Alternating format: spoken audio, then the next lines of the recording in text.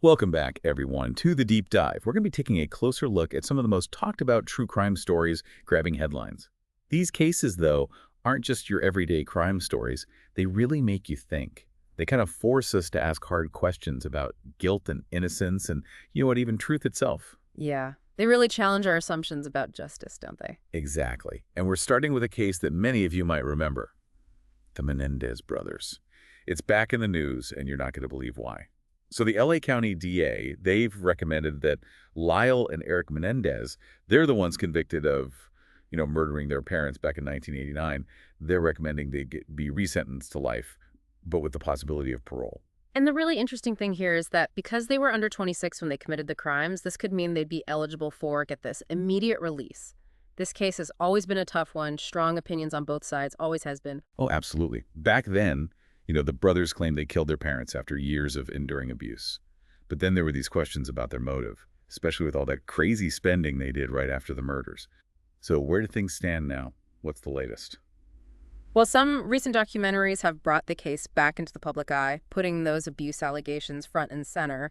And some folks are now arguing that the brothers deserve another chance, pointing to their clean prison records and the possibility of lasting trauma from that abuse. But I'm sure there are a lot of people who still think that justice was served with that initial sentence, right? Oh, absolutely. There's a lot of people who believe those murders were planned, driven by greed, not self-defense. So this recommendation to resentence them, it's really reopened old wounds, made everyone re-examine a case that a lot of people thought was, done and dusted. So for those of you listening, this isn't just some legal back and forth. It's a real-life situation where you can see how differently people view justice, how they interpret it. It makes us think about how we as a society look at abuse allegations and weigh evidence and ultimately decide what is, fair and just. It really underscores the fact that societal attitudes are always in flux, right? What might have been seen as a solid defense years ago is now being looked at completely differently. Okay, so let's switch gears now to a case that's just, well, it's shrouded in mystery. And honestly, it's a bit horrifying. We're talking about a 19-year-old Walmart employee up in Canada. She was found dead inside one of those walk-in ovens. Yeah, it's really disturbing. What makes it so unsettling is that it's so unclear how it even happened. Those ovens, they lock from the inside, so how did she get trapped? And just to add to the tragedy, her own mother also worked at the same Walmart. She was frantically searching for her daughter. And then, well, you can imagine the horror of finding her like that. Awful. Just awful. It's every parent's worst nightmare, and what makes it even more frustrating is the lack of information from the investigators. Was it just a terrible accident? Was it something more sinister? It's the not knowing, right? That's what really gets to you. We all want answers, especially when something so bizarre and heartbreaking happens. Definitely. And this case really highlights how important workplace safety is, It also shows how crucial it is to have these thorough and transparent investigations. Not just to find out what happened, but to give the victim's family some peace of mind, some closure. Speaking of families, this next case really hits close to home for a lot of people. It involves a seemingly normal family from Fall City, Washington. Just an average family torn apart by this horrific act of violence. This one's a tough one to even think about. We're talking about a 15-year-old boy who's accused of killing his entire family, his mom, his dad, and his two younger siblings. All except for his 11-year-old sister. She managed to survive, somehow. Right. And what she said happened is just bone-chilling. She saw the murders, and then she had the presence of mind to play dead while her brother was checking on each victim. The terror she must have felt, it's unimaginable. It's absolutely heartbreaking. And to make things even more complex, the 15-year-old actually called 911 himself. He told them that his younger brother was the one who committed the murders and then took his own life. He even tried to stage the scene to back up his story, but investigators quickly figured out things didn't add up. The blood spatter, for instance, didn't match up with the self-inflicted gunshot wound. And then the 11-year-old sister, she revealed that her older brother was the only one who knew the combination to the lockbox where they kept the gun. It's just a truly tragic situation all around. It really brings up some difficult questions about mental health, especially when it comes to homeschooled children. They might not have access to the same support systems as kids in traditional schools. And it's a stark reminder of how destructive family violence can be and the long-lasting trauma it leaves on the survivors, especially children.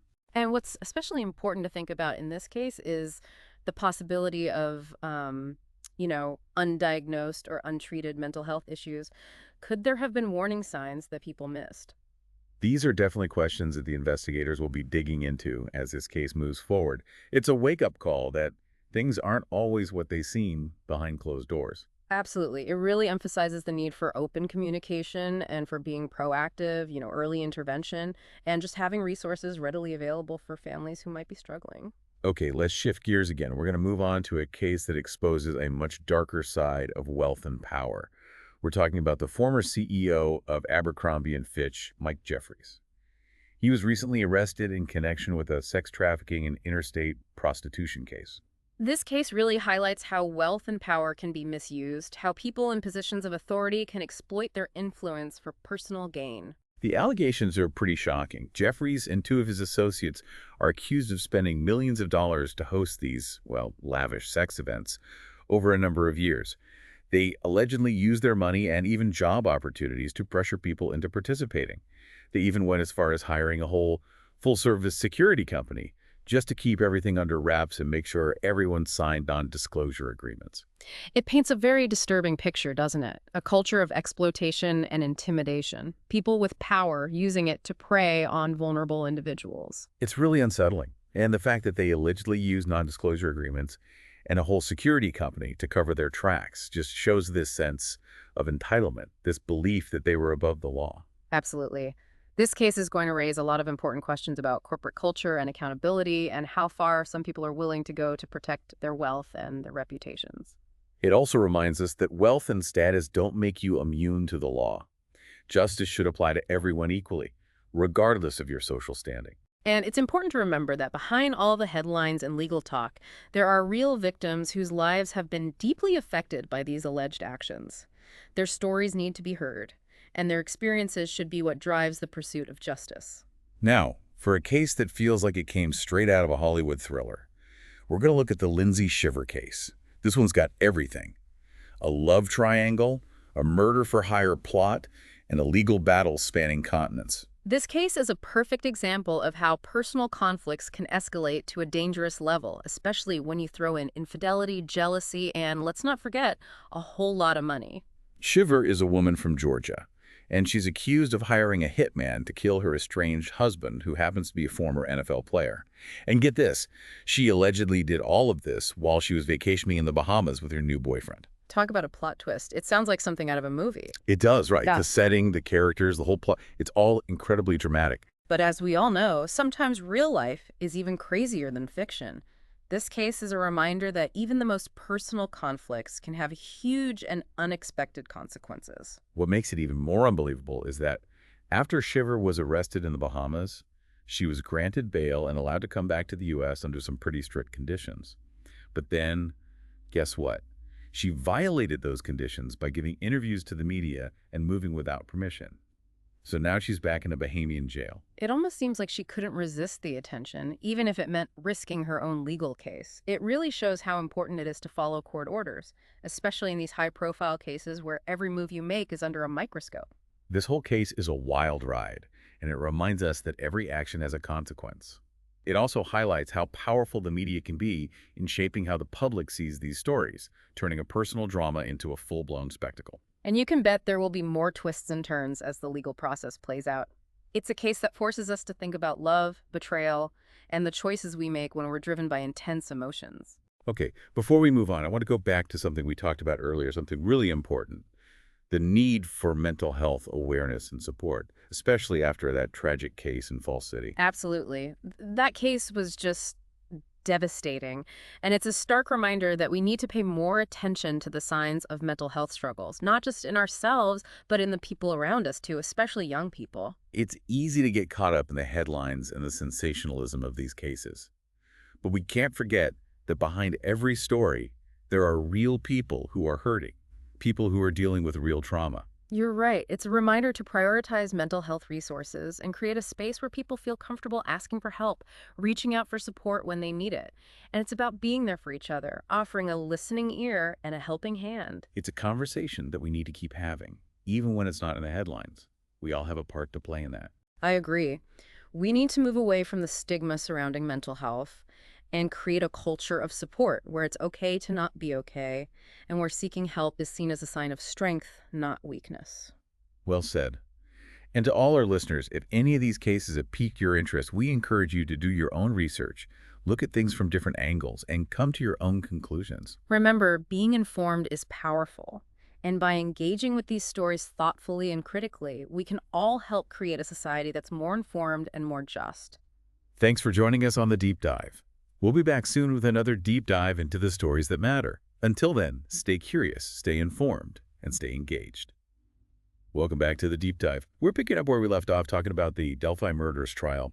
This case, it's been gripping the nation for years, and it's really fascinating to see how this trial is revealing not just, how horrific this crime was, but also all the challenges and the complexities of how investigations work. It is. It is. The fact that Richard Allen, he was interviewed right at the start of the investigation, and yet he was free for 5 years before they arrested him.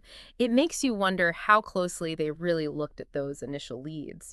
Yeah, it's almost like a textbook example how these little details, like those notes from Allen's first interview, those can be the things that crack a case wide open, even years later. It's amazing. It really shows you that even with all the fancy forensics and technology we have these days, sometimes the answer's right there in the old evidence. You just have to look at it in a new way, connect the dots. And speaking of connecting the dots, one of the most important pieces of evidence they've shown at the trial is that bullet that was found near the girls' bodies. Right. Prosecutors, they've linked that bullet to a gun that they found at Allen's house. That plus the witnesses who say they saw him there, well, it builds a pretty strong case against him. But, like we said before, Allen's saying he didn't do it. And his lawyers, they're coming up with this, well, it's an interesting theory, but it's definitely controversial. Oh, yeah. The defense, their theory is that maybe the killings were some kind of ritual sacrifice. They say that the way the branches and things were arranged at the scene, that points to something ritualistic. And they've even suggested that there was another guy, someone covered in mud and blood, who was seen in the area, and maybe he's the real killer. A ritual sacrifice, huh? That's a pretty big claim. I mean, is there enough evidence to actually convince a jury? Well, that's the question, isn't it? The prosecution, they'll probably say that it's just a desperate attempt to shift the blame away from Allen, but ultimately it's up to the jury to look at all the evidence, both sides of the story, and decide what they believe. It really highlights how our legal system works. It's like two sides battling it out, each one with their own interpretation of evidence, each one trying to get the jury to see their version of the truth. It reminds us that even when a jury makes a decision, there might still be unanswered questions, doubts, and, well, a lot of unease, especially in a case as tough and emotionally charged as this one. For Libby and Abby's families, this trial, it's a step towards justice, but it also brings back all the pain. It forces them to relive everything. Yeah. Finding closure in a case like this, it's a long and hard road. Okay, let's shift gears for a minute and talk about a case that shows us the dark underbelly of wealth and power. The case of Mike Jeffries, the former CEO of Abercrombie & Fitch. Yeah, it's a real wake-up call. It shows how easy it is for people in power to abuse that power, to use their influence for their own personal gain. The allegations against him, they're pretty serious. They say that Jeffries and two of his buddies, they spent millions of dollars throwing these, well, extravagant sex events for years. And they supposedly used their money and even job opportunities to get people to take part. And to keep it all hush-hush, they hired a whole security firm, the whole shebang, just to make sure everyone signed non-disclosure agreements. It's a disturbing picture they're painting. This culture of exploitation and intimidation where people at the top use their power to take advantage of people who are vulnerable. It's really messed up. And the fact that they went to all that trouble to cover up what they were doing, the non-disclosure agreements, the security company, it shows you how much they thought they were above the rules of the law. They definitely had that sense of entitlement. This case is going to spark a lot of debate about corporate culture and whether people are being held accountable, especially when they've got the money to hire fancy lawyers and PR people to spin the story their way. But when you boil it down, this case is really about the people who were allegedly hurt. They're the ones whose lives have been turned upside down. Those are the stories that need to be heard. Those experiences, they should be the driving force behind finding justice. Absolutely. This case, it has a lot of similarities to other big scandals, like the Harvey Weinstein case and the whole #MeToo movement. You can definitely see the parallels. These cases, they've exposed how deep this problem goes, how much abuse and exploitation there is in certain industries, especially where there's a huge power imbalance. Yeah. And it feels like society's finally had enough. People are demanding more accountability, and they're more willing to believe the victims who are brave enough to come forward. Hopefully, this is just the beginning. Uh-huh. Hopefully, these cases will keep the conversation going about power, consent, and how we can change things to protect people from being exploited. I hope so too.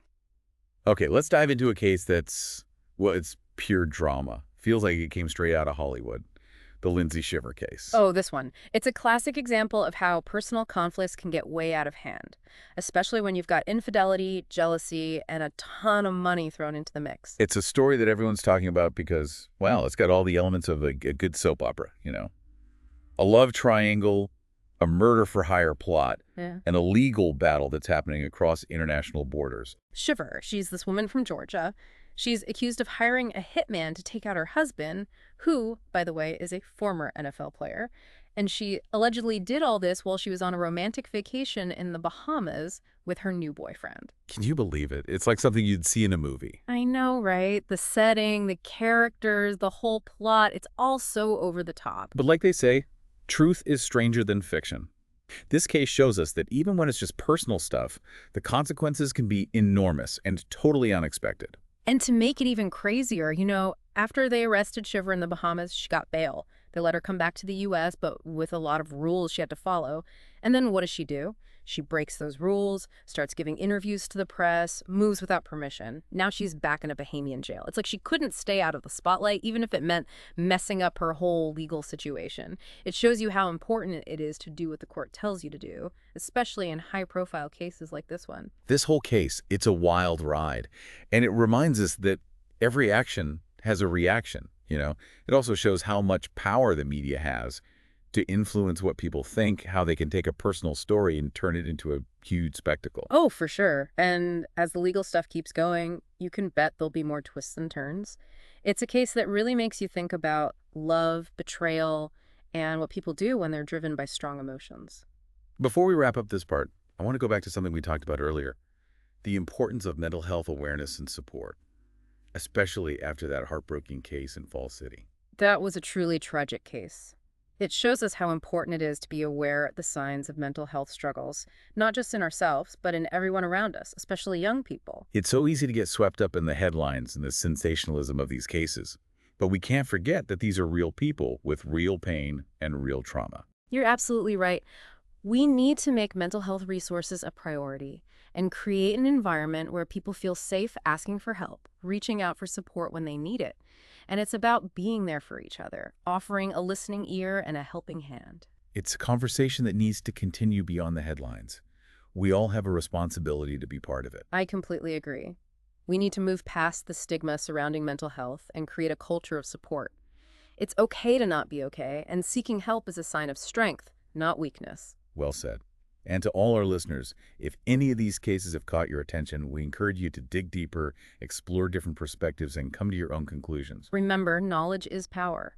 And by engaging with these stories thoughtfully and critically, we can all contribute to a more informed and just society. Thanks for joining us on The Deep Dive. We'll be back soon with another deep dive into the stories that matter. Until then, stay curious, stay informed, and stay engaged. As we wrap up looking at all these true crime stories, one thing that really stands out is how unpredictable things can be. These cases, they really show us how life can just take these crazy turns. And sometimes what seems like an open and shut case turns out to be anything but. That's so true. Like, who would have guessed that after all these years, there'd be people pushing for the Menendez brothers to be released? I know, right? It shows you how the idea of justice is not set in stone. It's always changing, based on how society changes and new evidence and how people view things like abuse and trauma. It's all connected. And in the case of that young Walmart employee, Gorsa Moran-Kaur, we're still left wondering what really happened. It's a tough one. Nobody really knows how she ended up in that oven. It's scary to think that even in places that seem totally safe, something like that can happen. It sticks with you, It really makes you think. And then there's that horrific case in Fall City. That family, just torn apart by such a senseless act of violence. It's almost too much to process. It's a harsh reminder that you never know what might be going on behind closed doors. Sometimes the people you think you know can be capable of things you'd never imagine. It's true. But even with all this darkness, there are still glimmers of hope. Those moments that show you the strength of the human spirit, like that 11-year-old girl who survived that awful night, and the people who are still fighting for justice for Libby and Abby and Delphi. It shows you how determined people can be to hold those responsible accountable. It's inspiring. It is. These cases, they're unsettling, but they also show how important it is to talk about these issues. Mental health, the signs of abuse, how the justice system works. By bringing these things out into the open, hopefully we can start to prevent these tragedies from happening. Yeah, it's about building empathy, understanding where other people are coming from, and being there for people who are struggling, not just in our own lives, but in society as a whole. That's a great point. And to all our listeners, if any of these cases have piqued your interest, we encourage you to do your own research, dig a little deeper, see what you think. Remember, the more you know, the better equipped you are to make sense of the world. And by really engaging with these stories, thinking critically about them, we can all play a part in making society more informed and more just. Couldn't have said it better myself. Thanks for joining us on The Deep Dive. We'll be back soon with more stories that matter. Until then, stay curious, stay informed, and stay engaged.